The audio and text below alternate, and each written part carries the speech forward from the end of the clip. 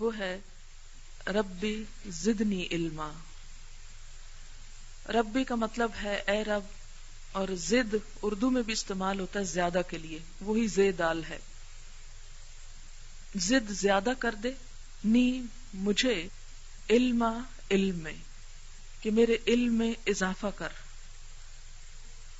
کہ ایسا نہ ہو کہ جو کچھ مجھے آتا ہے میں یہاں آنے کے بعد بھی بس اسی پر رہوں. نہیں، مجھے ہر روز زیادہ سے زیادہ عطا کرتا چلا جا. اس لیے کہ علم کی کوئی حد نہیں، علم کا کوئی کنارہ نہیں.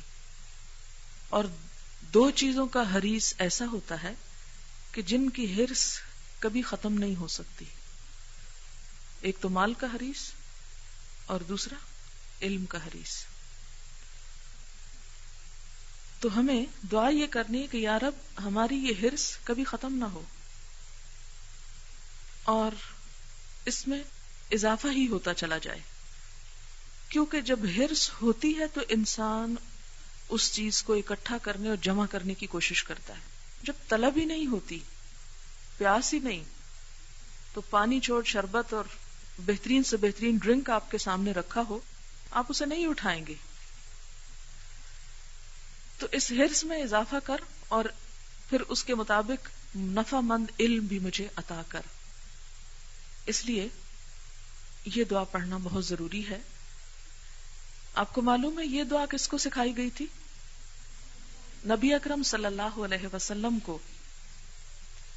وَقُلْ رَبِّ زِدْنِي عِلْمًا، اور آپ کہہ دیجئے یا آپ کہا کیجئے کہ اے رب میرے علم میں اضافہ فرما. اللہ کے رسول صلی اللہ علیہ وسلم جن کے معلم خود اللہ سبحانہ و تعالیٰ تھے، ان سے کہا جا رہا ہے کہ آپ اور مانگیے. اللہ تعالیٰ ہی دراصل علم کا سورس ہے اور حقیقی علم اسی کے پاس ہے. بسا اوقات ایک انسان کے پاس بہت علم ہوتا ہے لیکن وہ اصل حقیقت سے آشنا نہیں ہوتا کہ ریئلٹی کیا ہے. اسی لیے نبی صلی اللہ علیہ وسلم نے ایک دعا مانگی ہے اور وہ دعا یہ ہے کہ یا رب مجھے چیزوں کو ویسا ہی دکھا جیسی وہ ہیں. ارنی حقیقت الاشیاء کما ہیا،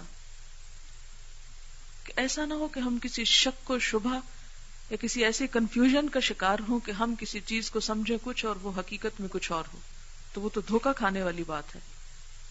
ایسا نہ ہو کہ ہم اپنی یہ ساری زندگی ایک فریب میں گزار کے چلے جائیں.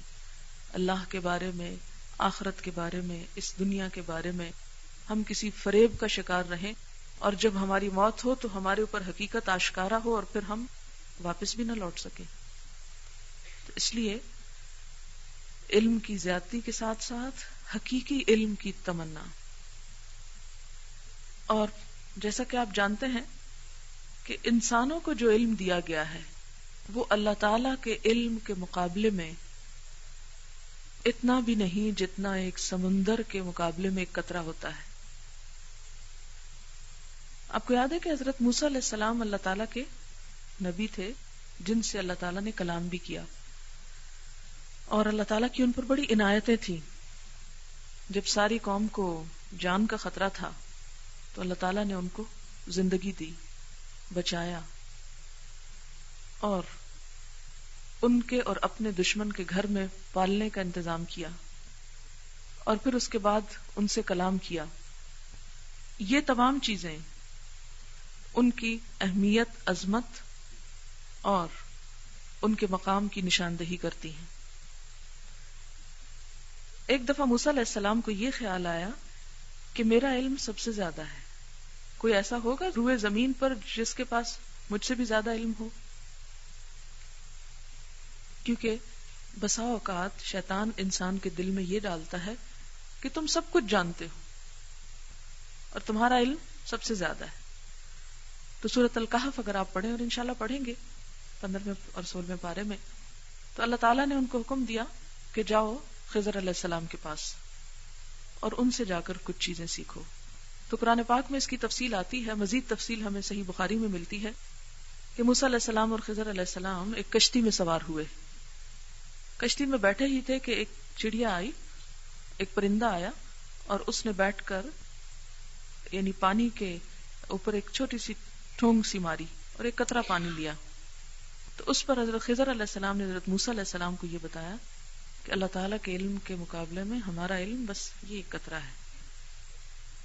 اور اس کے بارے میں دلائل آپ کو آئندہ انشاءاللہ دیکھیں گے. یہ بات میں اس لیے کر رہی ہوں کہ ہم اللہ تعالیٰ کے علم کو پا نہیں سکتے.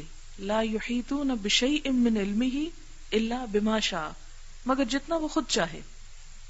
اس لیے ہم اس حقیقی علم کے لیے قرآن کی طرف رہنمائی کرتے ہیں کہ جس نے اس پوری کائنات کو بنایا اور جس کا علم ہر چیز سے زیادہ وسیع ہے.